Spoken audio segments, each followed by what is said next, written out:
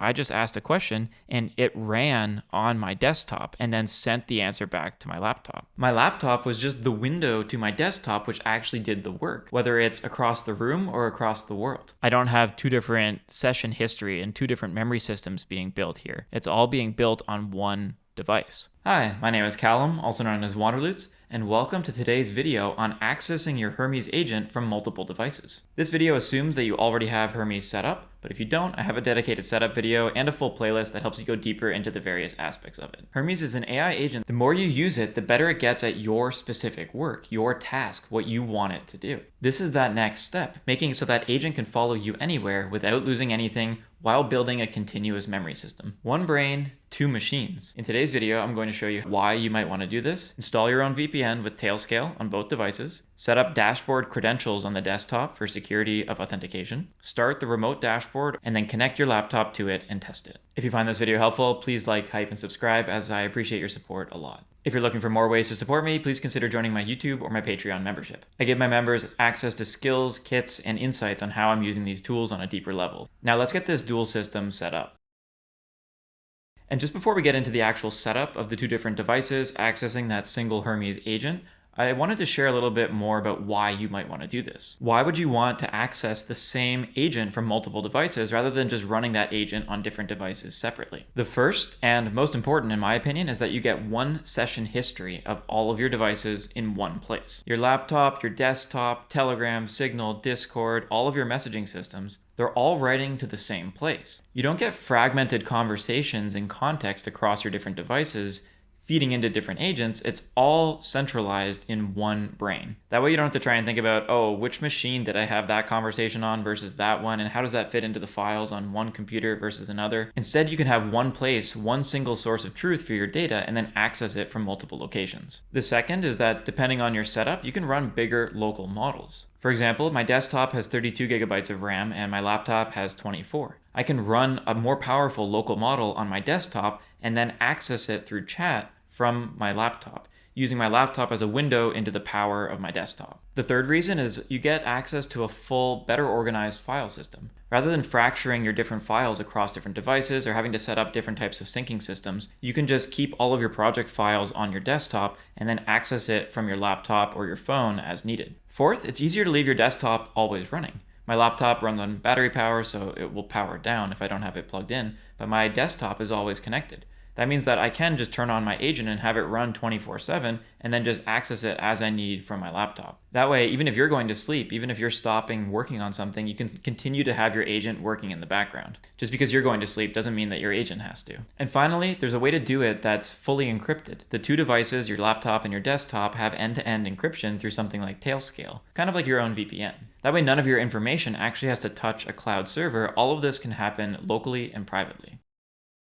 All right, so the goal here is that we want to be able to have our Hermes agent running on my desktop computer, on my Mac Studio in this case, and be able to use my laptop to write files, to have sessions, and those sessions are stored on the studio. They're not stored on my laptop. Because that way, for example, I could be operating in my Gemma 4, running a local model on my desktop, which has larger RAM, so I can make use of the power that's running on my desktop, but the portability of being able to talk to it from my laptop. And the cool part is that we can do this through basically our own VPN. What will happen once we set up Tailscale is my MacBook and my studio are going to be on different addresses. My router, my Wi-Fi router, treats them as different computers, as different devices with no direct trust between them. So Tailscale ends up providing a secure connection, a private encrypted tunnel between my two computers so that they can talk to each other securely as if they were on the same local network. So not only will I be able to do this at home, but I'll also be able to do this while traveling. So the key is that it works identically whether we're sitting in the same unit, if I'm on the same Wi-Fi network, or if I'm traveling abroad. So let's get the VPN set up, let's get Tailscale set up, and then I'll show you how we can bring Hermes into that.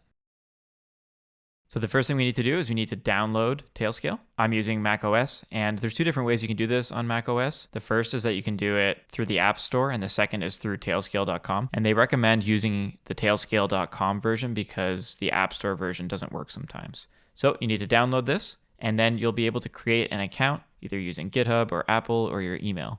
Once you have that account set up, you're going to be brought to a screen that's going to ask you to add devices. So you can go through and authorize your first device, and that will add it to what's called your tailnet. And this is what it looks like if you're running it on Mac OS. And before you get to this phase, you might need to give some permissions. You might need to authorize your network and authorize the VPN, and then turn on some settings just to make sure that Tailscale has access to the different networking that it needs to on your device. But once you do that, you'll see that your device is listed inside of your network. And then if you go back to your admin panel, you'll see that you have that one device in there. Next, you'll need to do that on your second computer. So we have our desktop, our more powerful device, which is the server. And then we have the less powerful device, or the travel device like the laptop, which is called the client. It's a layer that you just chat through, but the power is happening on this computer. And once you've added multiple devices to your tailnet, you'll see them here on the admin panel where you can have multiple devices here. And the important part is that you'll have multiple addresses by connecting to the same account. And now we can go to Hermes. So this is currently the desktop app. And what I'm going to show you in a moment is that we also have this dashboard session where the dashboard is what we're actually going to be connecting to. So this is different from the desktop app, and this is what needs to run before we're able to connect my laptop to this version of Hermes. To launch this dashboard, all we have to do is type in Hermes dashboard inside of our terminal, but there's one more step that we need to do before that, and that's setting up the credentials. So if you just type in Hermes desktop, it will take you here, but Hermes has a built-in safety mechanism where if we want to be able to connect from our other devices, we have to have a username and password. So for example, if I log out for a moment, we will see that we want to add this credential page so that even though we're just tunneling, even though we're connecting through Tailscale, we want to make sure that we have authentication required to access our running Hermes on our desktop from our laptop. So let's set that up. So basically what we need to do here is we need to paste in this string here. What we're doing is we're modifying the Hermes environment file, and we're giving it a Hermes dashboard basic authentication, the username, the basic authentication, the password, and a secret that will be generated randomly. So this password, you would change this to be what you want, and you can change the admin as well. And then when you click enter, it will add a sign-in mechanism to your dashboard. But to actually start the dashboard, what we're going to do is we're going to go to our terminal, and we're going to write in Hermes dashboard --host 0.0.0.0. And what this does is when we click run, it's going to build the web UI and it's going to make it available on our local network. Great, there we go. We can see it just automatically opened it right here for me. And if we go back to terminal, we can see that it gives you the URL that you need here, the HTTP, and it's on port 9119. So that'll be important in a moment. Now we can see up on the top left, we have our dashboard profile, which is default. And basically what happens is Hermes has a bunch of different profiles that you can set up that I talk about in the previous video. And basically each one of these has a different configuration on how we want it to connect and all of the different models and settings and everything that we have configured per profile. Like I talked about in the last video, within each profile, you can also have different models connected. For example, I have Gemma 4 running here through Olama as a local model, but right now I just have GPT 5.5 connected, so you can choose how you want, and you can set that configuration for each profile. For example, if I click on Gemma 4 here, we can see that the model automatically changed in the bottom. Okay, so now we have everything set up that we need on my desktop here. We have Tailscale running here, and we can see here that I have my MacBook Pro, my laptop, connected to the same tailnet that we have the studio connected to. And we have the dashboard running here. So this is the backend. This is the Python environment. This is everything that we need to actually run Hermes. And it's available on my network because we started it with that host 0.0.0.0. So the next step is to actually connect the laptop to this running instance of Hermes. And I just want to mention that it's not the desktop that it's connecting to. This desktop is just reading the underlying files and system that the dashboard is reading from as well. So it's all happening in the background here. Now we just need to connect my laptop to it. Okay, so now I'm looking at my laptop here. We can see that I have Tailscale connected as well. I have my MacBook Pro, which is this device, and my Mac Studio. We now have two ways to access this backend from my laptop: the web dashboard and the desktop app. The easiest is the web dashboard. At this point, the Hermes dashboard is already running on my desktop, so for my laptop, I can open a browser and go to the desktop's Tailscale address on port 9119. I'll show you where to get that in a moment. When we go to that URL, we can see that I need to sign in. And then after signing in, I'm using the same Hermes backend running on my desktop. This laptop browser is just a window into that remote dashboard. This is also the easiest path if you want to use non-default Hermes profiles. The web dashboard has a profile switcher, so if you have a profile called, for example, Studio, you can select Studio in the browser and then run chats using that profile's sessions, memories, tools, skills, and model settings. For many people, this is the simplest version of the setup. Your desktop runs Hermes, the laptop opens the dashboard in the browser, and Tailscale gives you a private connection between the two devices. The second option is using the native Hermes desktop app on the laptop. This is what I'm going to show you next, but there's one really important limitation. At the moment, for the desktop app remote gateway flow, which I'll show you in a second, you have to use the laptop's default profile for the remote client setup. If you try using a non-default desktop profile, you're going to run into a known issue that happens once you restart the app and it can't connect to the session history. So in this next section, even if you see me using Studio as the profile, you should use the remote gateway setup for your laptop's default profile, which I'll point out when we get there. We can go to settings by pressing Command or Control, comma, and that pulls up settings. And we can go over to this gateway tab. So if we click on that, we can see that we have a different type of gateway connection. So right now I have my default gateway is connected locally. So I have a separate version of Hermes running on my desktop here. But that's not what we want for this situation. I want to be able to connect to a remote gateway. I want to connect this desktop shell to a Hermes backend hosted somewhere else. And I can toggle this on to remote gateway. So what this does is it's going to connect to the already running instance of the dashboard that I have running on my desktop from my laptop. And this is what Tailscale is for. So what we need is we need to go get this IP address from my studio, from my desktop, and copy that, and then add http:// in front of it, and add :9199 on the back. And that's because on my desktop, this is the port that it's running on, and this is the Tailscale tunnel that we're connecting to the actual IP address of my desktop. So I'm going to click sign in, and we see that we get the exact same sign in mechanism that I showed you on the dashboard before. So I'm going to click sign in there, and then click save and reconnect. And we can see right away the gateway connection is restarting. Hermes desktop will reconnect using the save settings. I can say, hi, what device is this? I can click enter. And right now what's happening on my laptop is it's connecting across the tunnel into my desktop and pulling in the information using ChatGPT from my desktop. Perfect, there we go. We can see this is a Mac Studio, but this device that it's sitting on is not actually a Mac Studio, it's a MacBook Pro, it's a laptop. So now what we do is if we go back to our desktop for a second, I can go down to the Studio profile and we should see, yep, just now a chat said, hi, what device is this? Basically what happened here is on my laptop, I just asked a question and it ran on my desktop and then sent the answer back to my laptop. And if I reopen Hermes here, the desktop app, we can see that that session is here. So that's pretty cool. So this is obviously really great for chat history because what's happening is all of the chats are being saved on my desktop here. The session data is all being stored inside of my desktop. So I can consolidate all of the chats in one place, which then just makes working on my desktop more powerful because I don't have two different session history and two different memory systems being built here. It's all being built on one device. So we can now chat with our agent from multiple devices, but how do we share files?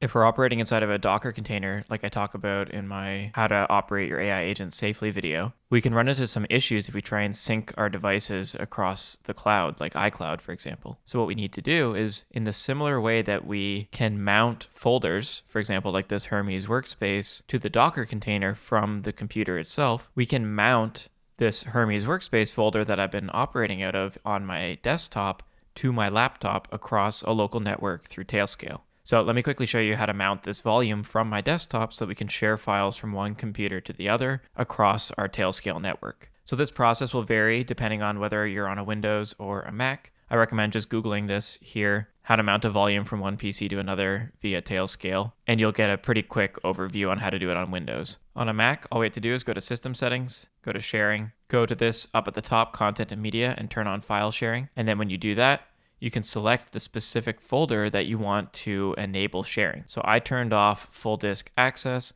and then I added, you can just press the plus button, and then select the folder that you want to add here. Kind of like sharing a folder on Google Drive or iCloud, this is making this Hermes workspace folder available to other people on my network. So once you do that, you can click done. And now let's go over to my other computer.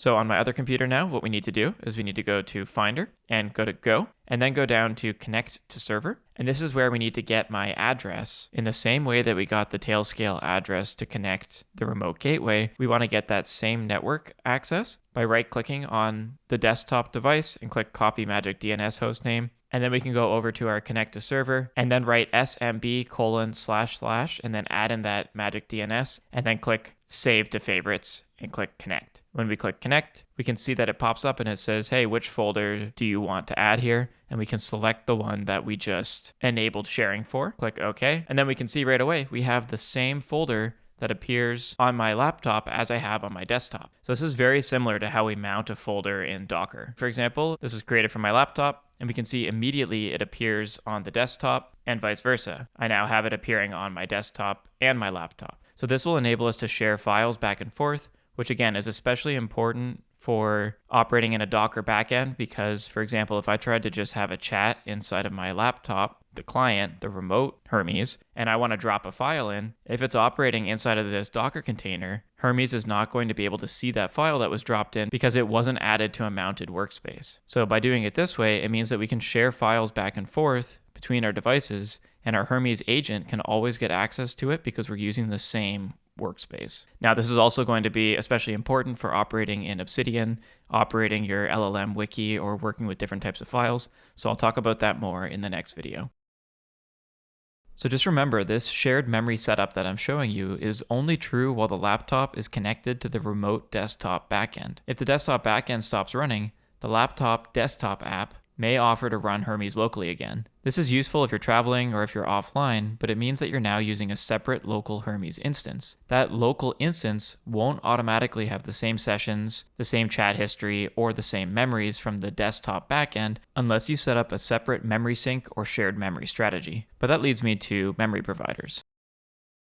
We can use Obsidian and the concept of the LLM wiki to build a long-term memory system so that Hermes can write into Obsidian, and then I can pass that off to different agents. So we can centralize that long-term memory using a tool that I'm already using, like Obsidian. This gets even more powerful if we go beyond the built-in persistent memory and we start getting into memory providers like Hindsight or Honcho or Nemesine, where each of these different providers write to a separate database file. So it would be kind of a nightmare to have a database file on your laptop and a database file on your desktop, and you have to keep moving them back and forth just so that they have the same memory. Instead, we can do what we just did here with the gateway, and we can have the local gateway, the backend, running on my desktop, and my laptop runs a remote gateway that then connects there, so all of the memories are being written to one single agent system. If you're interested in understanding more about memory and how we can build out a memory system, let me know in the comments. I'm happy to go deeper into building a proper memory system using this dual device setup that I just showed you. And there we go. Now your agent isn't tied to a desk. Whether you're at home and using the processing power of your desktop to have chats from your laptop, or you're traveling and want to continue accessing that single memory system from your desktop at home, you now have the complete system set up. It's the same brain, same memory, same history. Everything is shared across that single agent that you can access from multiple places. Now, this is interesting already from just a shared data level.